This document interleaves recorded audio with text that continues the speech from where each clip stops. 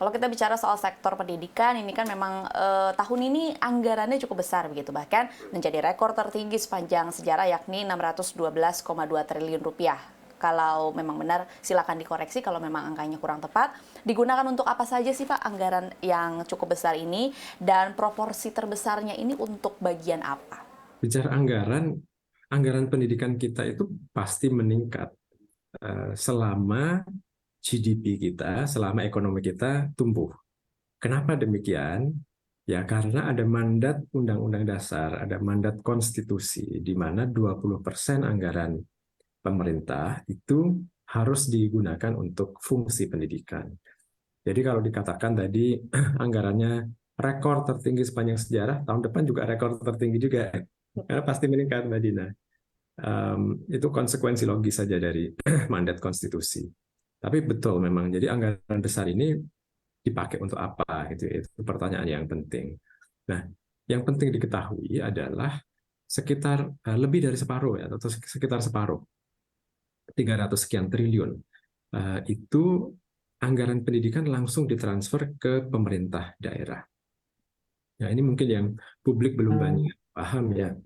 Pendidikan kita itu terdesentralisasi. Sekolah dan guru dan kepala sekolah itu dikelola oleh pemerintah daerah, bukan oleh pemerintah pusat. Karena itu sebagian besar anggaran pendidikan itu ditransfer ke daerah gitu ya, hampir sekitar 50%. Karena memang kita desentralisasi. Kemudian yang di pusat, Kemdikbudristek itu hanya mengelola 80 triliun. Jadi ada sekitar 220-230 triliun yang dikelola oleh kementerian lain, Kemenak, Kemenkeu, Kemendagri, banyak sekali kementerian yang punya universitas atau poltek gitu ya, mereka punya anggaran pendidikan juga, dan juga LPDP yang mengelola dana abadi untuk pendidikan dan riset. Jadi ini pembagian secara globalnya seperti itu. Nah, digunakan untuk apa? Nah, kita fokus ke Pemdanya. Pemda itu sebagian besar untuk gaji, tunjangan, dan bantuan operasional sekolah. Jadi subsidi penyelenggaraan pendidikan, sekolah swasta maupun sekolah negeri. Kemudian yang di Kemdikbudristek, 70% itu sekitar untuk gaji, operasional kantor, beasiswa, yang besar sekali beasiswa. Jadi sebagian besar anggaran kita itu sebenarnya untuk akses. Jadi memastikan bahwa semua anak-anak kita dari keluarga yang miskin, kelas menengah bawah, dari yang penyandang disabilitas itu punya akses ke sekolah.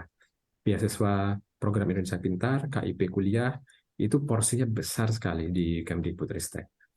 Juga untuk subsidi gaji dan tunjangan dosen dan guru besar, termasuk di perguruan tinggi swasta, itu juga sangat-sangat besar. Dan subsidi operasional perguruan tinggi.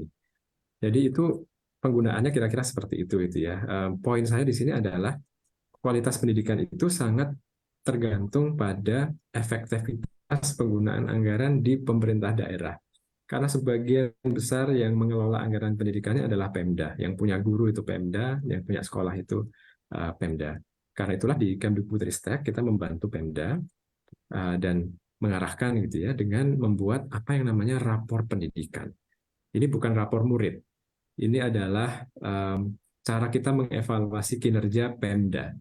Jadi kalau kita murid punya rapor gitu ya, sekarang pemerintah daerah, kepala dinas itu ada rapornya. Kita nilai setiap tahun kualitas pendidikan di daerah dia seperti apa. Berapa persen murid yang sudah bisa baca dengan baik? Meningkat nggak dibandingkan tahun lalu? Kesenjangan antara sekolah favorit dengan sekolah yang lainnya itu seberapa besar? Kalau yang bagus cuma sekolah favorit ini masalah, gitu ya. Karena yang bisa punya akses ke sini kan terbatas. Jadi harusnya kesenjangannya pelan-pelan berkurang.